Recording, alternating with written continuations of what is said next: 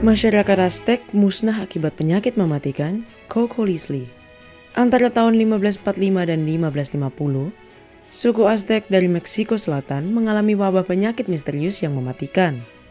Wabah ini merenggut antara 5 juta dan 15 juta jiwa, hampir 80% dari populasi mereka.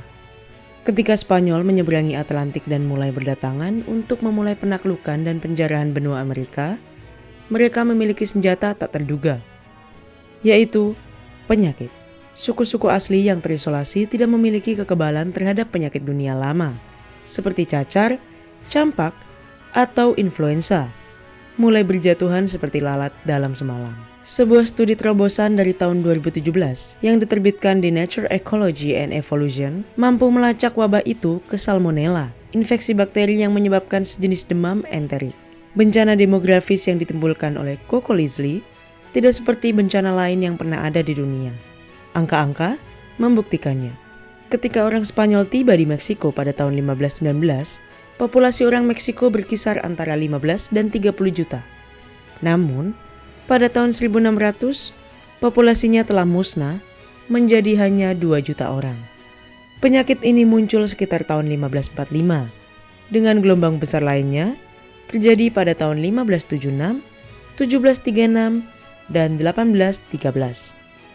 Wabah yang lebih kecil tercatat pada tahun 1559, 1566, 1587, 1592, 1601, 1604, 1606, 1613, 1624, dan 1642. Di Tlex kalah saja, hingga 1.000 orang meninggal setiap hari. Epidemi ini sangat berbahaya karena populasi dunia baru sebelumnya tidak memiliki kontak dengan penyakit yang menyerang mereka. Hal ini membuat mereka tidak berdaya secara imunologis. Sebuah studi telah melacak DNA berusia 500 tahun yang tertanam di gigi dari sisa-sisa gigi 24 individu.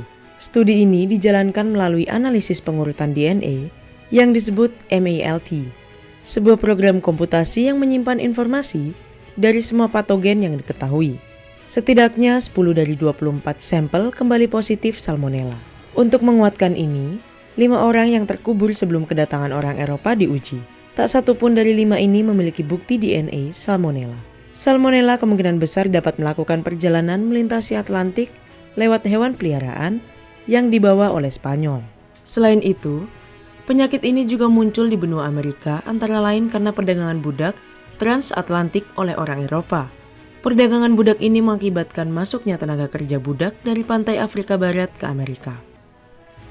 Budak diangkut dan ditempatkan dalam kondisi mengerikan, dengan umur rata-rata 23 tahun. Menampung begitu banyak manusia di tempat yang begitu kecil, menyebabkan penyebaran penyakit yang merajalela. Kita sekarang tahu bahwa demam paratifoid menyebar melalui kontaminasi makanan atau air dengan kotoran orang yang sakit. Terlebih ketika orang hidup dalam kondisi miskin dan dalam permukiman padat.